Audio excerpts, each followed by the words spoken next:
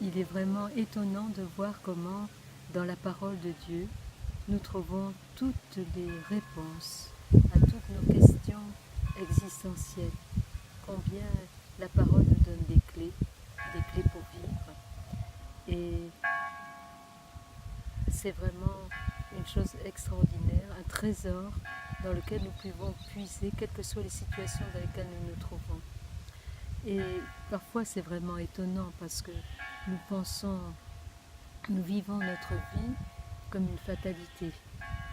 Si on nous disait vous êtes fataliste, nous dirions non, non, pas du tout.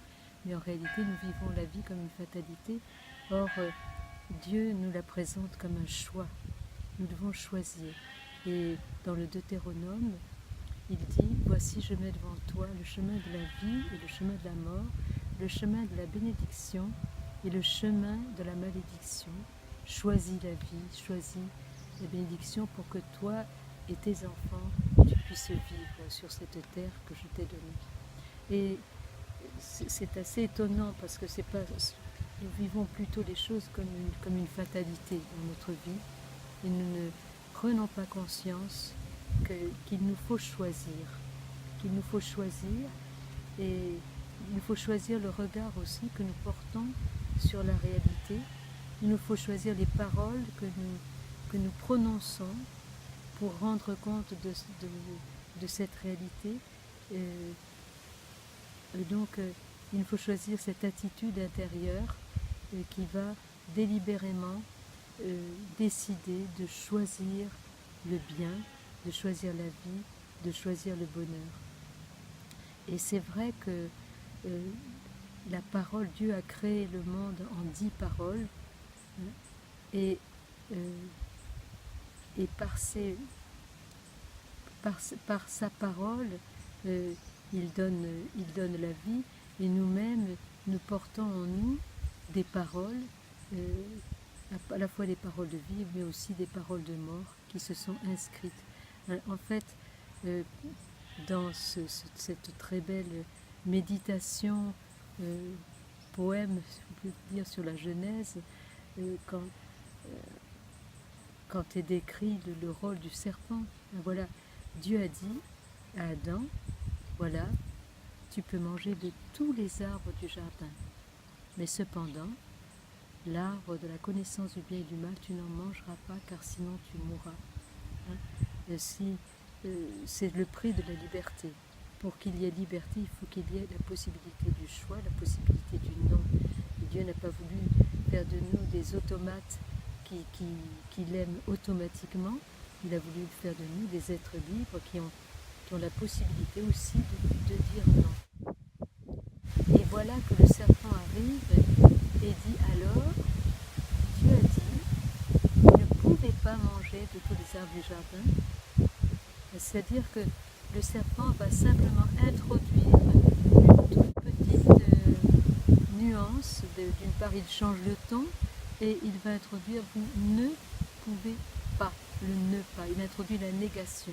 Et en introduisant la négation, il introduit le soupçon, il introduit le doute et il transforme la parole de vie en parole de mort. Et il va introduire le doute dans Adam et Ève qui n'ont pas, en tout cas d'abord dans Ève qui n'a pas su dire non, qui n'a pas su couper, et ensuite dans Adam qui n'a pas su aussi résister à Ève et la protéger à ce moment-là. Et donc il nous faut comprendre ce processus qui est en chacun de nous et comment la bénédiction de Dieu qui repose sur nous, je dirais à chaque naissance, il y a une bénédiction de Dieu qui repose sur nous, comme dans les contes de fées. Il y a un conte de fées où on voit la petite princesse qui naît et tout autour, il y a toutes les fées qui sont là et qui vont prononcer des bénédictions, des souhaits qu'elle soit la plus belle, la plus intelligente, qu'elle rencontre un mari, etc. Et puis voilà qu'il y avait une qu'on avait oublié d'inviter et qui était une méchante fée qui sort de derrière un rideau et qui prononce une malédiction. Alors, une malédiction qui condamne cet enfant à la mort. Tout le monde est consterné et voilà qu'une fée qui avait vu ce manège va pouvoir atténuer le pouvoir de la malédiction, mais on va voir que dans la vie de la petite princesse, même si tous les parents organisent tout pour que tout se passe le mieux possible, qu'il n'y ait aucun danger, eh bien il y a un moment où elle va affronter quand même, elle va découvrir dans un grenier l'instrument de la mort, elle va se piquer et elle va mourir. Et là, il va falloir l'amour d'un prince elle va pas mourir, elle va s'endormir pendant 100 ans. Et il va falloir l'amour d'un prince pour la sauver de cette malédiction et lui redonner la vie. Et en fait, je dirais c'est un peu une métaphore de nos propres vies. C'est-à-dire Dieu nous a promis une vie magnifique. Dieu a plein de promesses de vie et de bonheur pour nous, mais le démon, le malin, l'ennemi de Dieu, veut nous couper de cette bénédiction et introduit le doute en nous.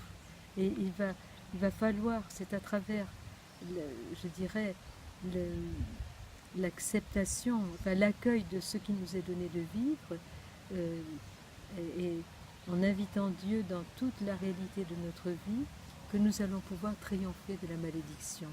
Et je dirais, ce prince aimant, eh bien c'est Dieu lui-même, c'est Jésus lui-même qui vient pour nous libérer de la malédiction et nous permettre de goûter vraiment ce bonheur. Dieu veut que nous soyons heureux. C'est le démon qui ne veut pas que nous soyons heureux et qui met sans cesse le doute en nous. Alors peut-être cette semaine, eh bien, essayons de méditer sur la malédiction, le choix de la malédiction et de la bénédiction. Est-ce que je me laisse complètement ligoter par la malédiction et enfermer dans le malheur, ou est-ce que je choisis vraiment de faire confiance à Dieu, de faire confiance, de croire en sa parole, de croire en ses promesses et de voir se réaliser en moi et dans ma vie ces promesses de bonheur. Quelles que soient les réalités souvent difficiles que nous avons à traverser, eh bien Dieu est là et Dieu veut que nous soyons heureux. Nous pouvons souffrir, mais pas être malheureux. C'est différent.